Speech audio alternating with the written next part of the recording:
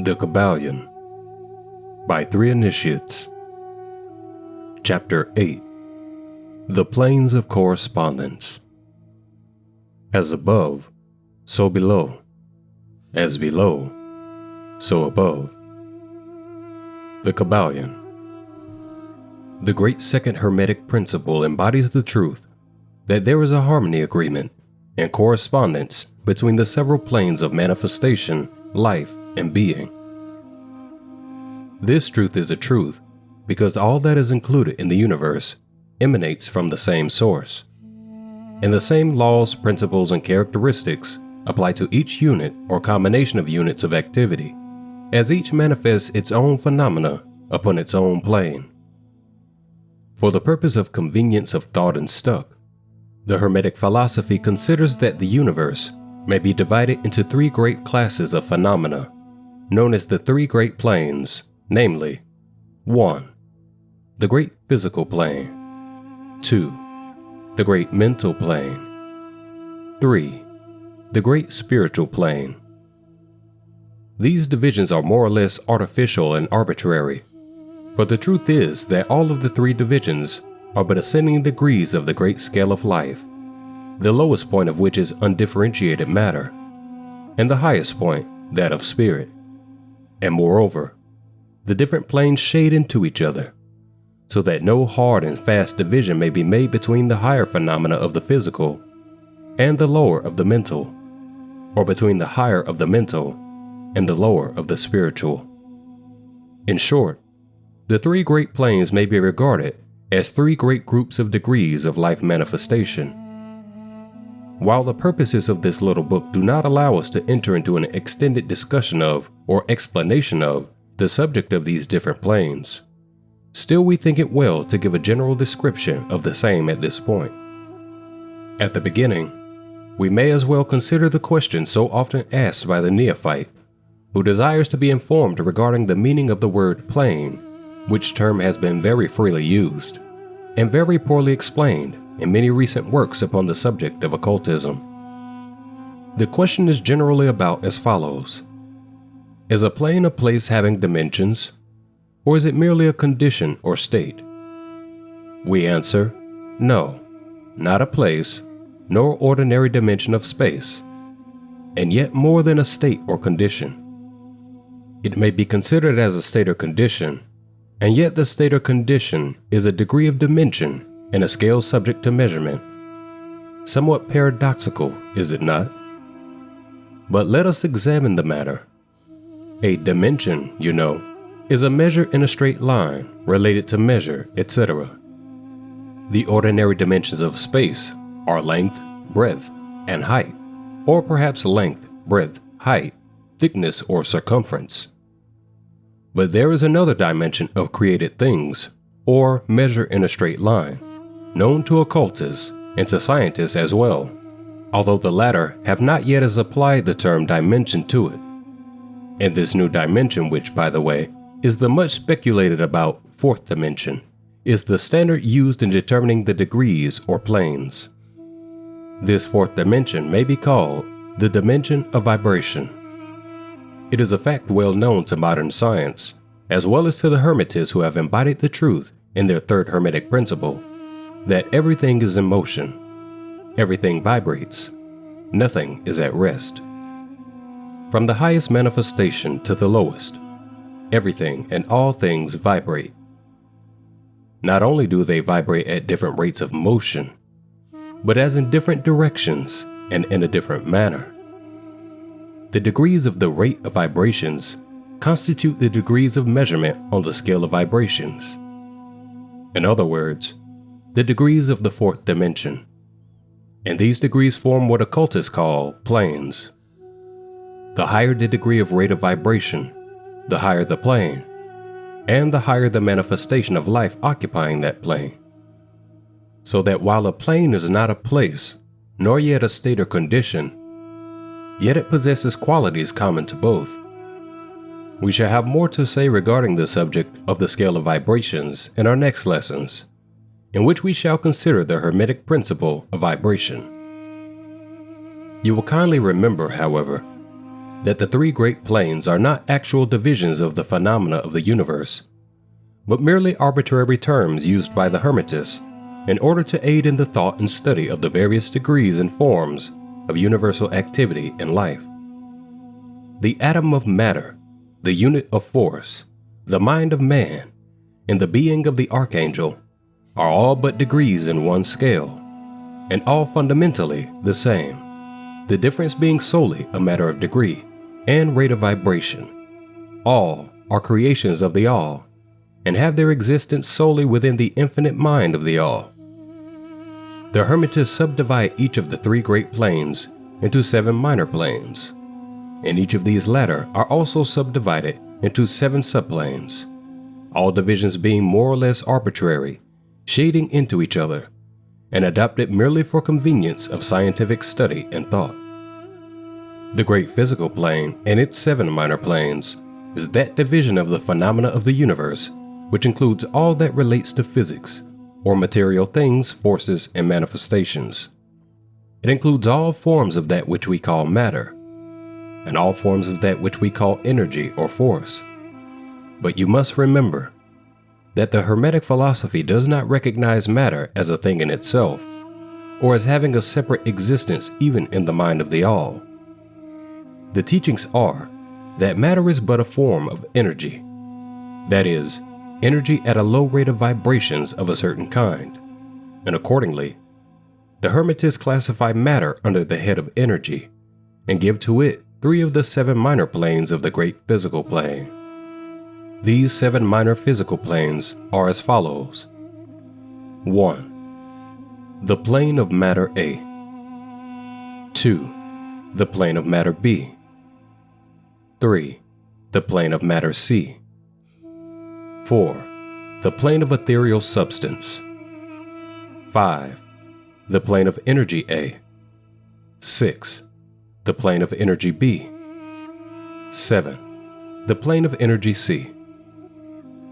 The plane of matter A comprises the forms of matter in its form of solids, liquids, and gases, as generally recognized by the textbooks on physics. The plane of matter B comprises certain higher and more subtle forms of matter, of the existence of which modern science is but now recognizing, the phenomena of radiant matter, in its phases of radium, etc., belonging to the lower subdivision of this minor plane. The plane of matter C comprises forms of the most subtle and tenuous matter, the existence of which is not suspected by ordinary scientists. The plane of ethereal substance comprises that of which science speaks of as the ether, a substance of extreme tenuity and elasticity, pervading all universal space, and acting as a medium for the transmission of waves of energy, such as light, heat, electricity, etc. This ethereal substance forms a connecting link between matter, so-called, and energy, and partakes of the nature of each. The Hermetic teachings, however, instruct that this plane has 7 subdivisions, as have all of the minor planes, and that in fact, there are 7 ethers instead of but 1. Next above the plane of ethereal substance comes the plane of energy A, which comprises the ordinary forms of energy known to science, its 7 subplanes being, respectively, heat, light, magnetism, electricity, and attraction, including gravitation, cohesion, chemical affinity, etc., and several other forms of energy indicated by scientific experiments, but not as yet named or classified. The plane of energy B comprises 7 subplanes of higher forms of energy, not as yet discovered by science, but which have been called nature's finer forces, and which are called into operation in manifestations of certain forms of mental phenomena, and by which such phenomena becomes possible. The plane of energy C comprises 7 subplanes of energy so highly organized that it bears many of the characteristics of life, but which is not recognized by the minds of men on the ordinary plane of development, being available for the use of beings on the spiritual plane alone. Such energy is unthinkable to ordinary man, and may be considered almost as the divine power. The beings employing the same are as gods, compared even to the highest human types known to us. The great mental plane comprises those forms of living things known to us in ordinary life, as well as certain other forms not so well known, except to the occultist. The classification of the 7 minor mental planes is more or less satisfactory and arbitrary, unless accompanied by elaborate explanations, which are foreign to the purpose of this particular work. But we may as well mention them. They are as follows. 1. The plane of mineral mind. 2. The plane of elemental mind, A. 3. The plane of plant mind. 4. The plane of elemental mind, B. 5. The plane of animal mind. 6. The plane of elemental mind, C. 7. The plane of human mind. The plane of mineral mind comprises the states or conditions of the units or entities or groups and combinations of the same, which animate the forms known to us as minerals, chemicals, etc. These entities must not be confounded with the molecules, atoms, and corpuscles themselves, the latter being merely the material bodies or forms of these entities, just as a man's body is but his material form and not himself. These entities may be called souls in one sense, and are living beings of a low degree of development, life, and mind, just a little more than the units of living energy, which comprise the higher subdivisions of the highest physical plane. The average mind does not generally attribute the possession of mind, soul, or life to the mineral kingdom, but all occultists recognize the existence of the same, and modern science is rapidly moving forward to the point of view of the Hermetic in this respect. The molecules, atoms, and corpuscles have their loves and hates, likes and dislikes, attractions and repulsions, affinities and non-affinities, etc. And some of the more daring of modern scientific minds have expressed the opinion that the desire and will, emotions and feelings of the atoms differ only in degree from those of men. We have no time or space to argue this matter here. All occultists know it to be a fact, and others are referred to some of the more recent scientific works for outside corroboration. There are the usual 7 subdivisions to this plane. The plane of elemental mind, A, comprises the state or condition and degree of mental and vital development of a class of entities unknown to the average man, but recognized to occultists. They are invisible to the ordinary senses of man, but nevertheless exist and play their part of the drama of the universe. Their degree of intelligence is between that of the mineral and chemical entities on the one hand, and of the entities of the plant kingdom on the other. There are 7 subdivisions to this plane also. The plane of plant mind, in its 7 subdivisions, comprises the states or conditions of the entities comprising the kingdoms of the plant world, the vital and mental phenomena of which is fairly well understood by the average intelligent person. Many new and interesting scientific works regarding mind and life in plants having been published during the last decade. Plants have life, mind, and souls, as well as have the animals, man, and Superman.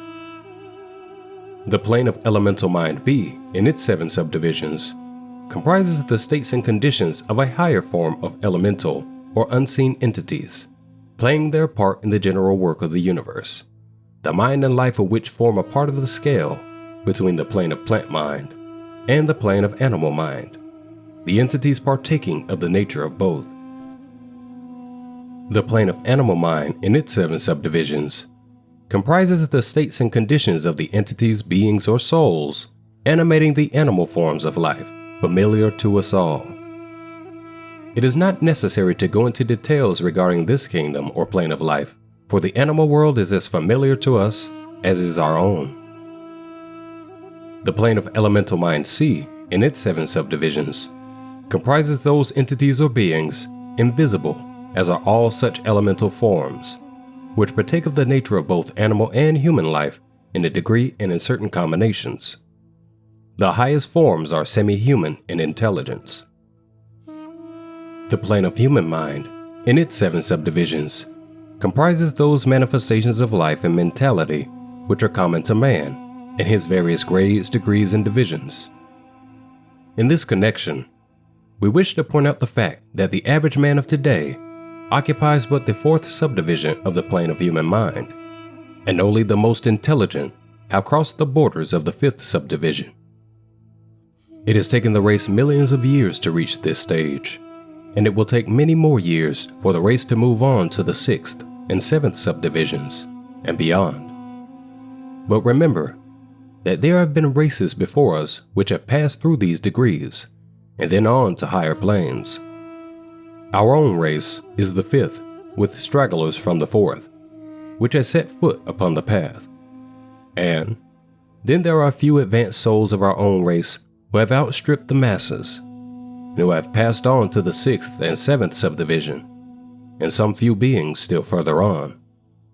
The man of the sixth subdivision will be the Superman.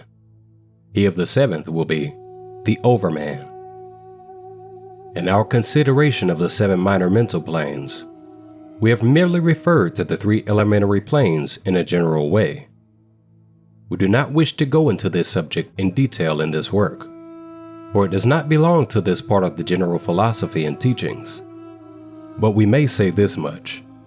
In order to give you a little clearer idea of the relations of these planes to the more familiar ones, the elementary planes bear the same relation to the planes of mineral, plant, animal, and human mentality and life that the black keys on a piano do to the white keys. The white keys are sufficient to produce music, but there are certain scales, melodies, and harmonies in which the black keys play their part, and in which their presence is necessary. They are also necessary as connecting links of soul condition, entity states, etc., between the several other planes, certain forms of development being attained therein. This last fact giving to the reader who can read between the lines a new light upon the processes of evolution, and a new key to the secret door of the leaps of life between kingdom and kingdom. The great kingdoms of elementals are fully recognized by all occultists, and the esoteric writings are in full mention of them. The reading of Bulwer's Zanoni and similar tales will recognize the entities inhabiting these planes of life. Passing on from the great mental plane to the great spiritual plane, what shall we say? How can we explain these higher states of being, life, and mind to minds yet unable to grasp and understand the higher subdivisions of the plane of human mind? The task is impossible. We can only speak in the most general terms. How may light be described to a man born blind? How sugar to a man who has never tasted anything sweet? How harmony to one born deaf? All that we can say is that the 7 minor planes of the great spiritual plane, each minor plane having its 7 subdivisions, comprise being possessing life, mind, and form as far above that of man today as the latter is above the earthworm, mineral, or even certain forms of energy or matter. The life of these beings so far transcend ours that we cannot even think of the details of the same. Their minds so far transcend ours that to them we scarcely seem to think, and our mental processes seem almost akin to material processes. The matter of which their forms are composed of is of the highest planes of matter. Nay, some are even said to be clothed in pure energy. What may be said of such beings? On the 7 minor planes of the great spiritual plane exist beings of whom we may speak of as angels, archangels, demigods. On the lower minor planes dwell those great souls whom we call masters and adepts. Above them come the great hierarchies of the angelic posts, unthinkable to man, and above those come those who may without irreverence be called the gods. So high in the scale of being are they, their being, intelligence and power being akin to those attributed by the races of men to their conceptions of deity. These beings are beyond even the highest flights of the human imagination, the word divine being the only one applicable to them. Many of these beings, as well as the angelic hosts, take the greatest interest in the affairs of the universe and play an important part in its affairs. These unseen divinities and angelic helpers extend their influence freely and powerfully in the process of evolution and cosmic progress. Their occasional intervention and assistance in human affairs have led to the many legends, beliefs, religions, and traditions of the race, past and present. They have superimposed their knowledge and power upon the world again and again, all under the law of the All, of course. But yet, even the highest of these advanced beings exist merely as creations of and in the mind of the All, and are subject to the cosmic processes and universal laws. They are still mortal. We may call them gods if we like, but still they are but the elder brethren of the race, the advanced souls who have outstripped their brethren, and who have foregone the ecstasy of absorption by the All, in order to help the race on its upward journey along the path. But they belong to the universe and are subject to its conditions. They are mortal, and their plane is below that of absolute spirit. Only the most advanced hermetists are able to grasp the inner teachings regarding the state of existence and the powers manifested on the spiritual planes.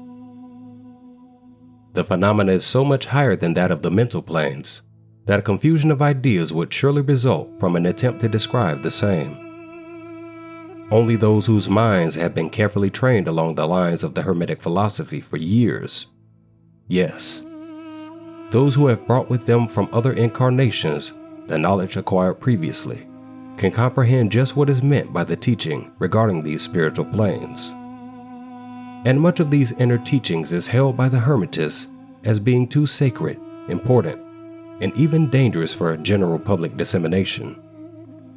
The intelligent student may recognize what we mean by this when we state that the meaning of spirit, as used by the Hermetists, is akin to living power, animated force, inner essence, essence of life, etc., which meaning must not be confounded with that usually and commonly employed in connection with the term, i.e., religious, ecclesiastical, spiritual, ethereal, holy, etc., etc.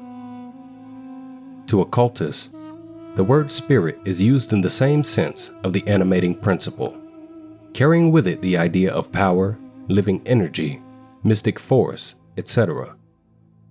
And occultists know that that which is known to them as spiritual power may be employed for evil as well as good ends, in accordance with the principle of polarity, a fact which has been recognized by the majority of religions in their conceptions of Satan, Beelzebub, the devil, Lucifer, fallen angels, etc.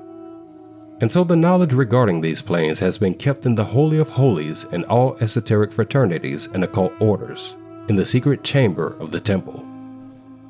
But this may be said here, that those who have attained high spiritual powers and have misused them have a terrible fate in store for them, and the swing of the pendulum of rhythm will inevitably swing them back to the furthest extreme of material existence, from which point they must retrace their steps spiritward, along the weary rounds of the path, but always with the added torture of always having with them a lingering memory of the heights from which they fell owing to their evil actions. The legends of the fallen angels have a basis in actual facts, as all advanced occultists know. The striving for selfish power on the spiritual planes inevitably results in the selfish soul losing its spiritual balance and falling back as far as it had previously risen. But to even such a soul, the opportunity of a return is given, and such souls make the return journey, paying the terrible penalty according to the invariable law. In conclusion, we would again remind you that according to the principle of correspondence, which embodies the truth, as above, so below, as below, so above, all of the 7 Hermetic principles are in full operation on all of the many planes, physical, mental, and spiritual. The principle of mental substance, of course, applies to all the planes, for all are held in the mind of the All. The principle of correspondence manifests in all, for there is a correspondence harmony, and agreement between the several planes. The principle of vibration manifests on all planes. In fact, the very differences that go to make the planes arise from vibration, as we have explained.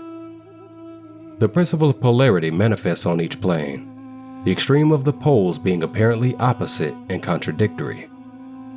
The principle of rhythm manifests on each plane, the movement of the phenomena having its ebb and flow, rise and flow, incoming and outgoing.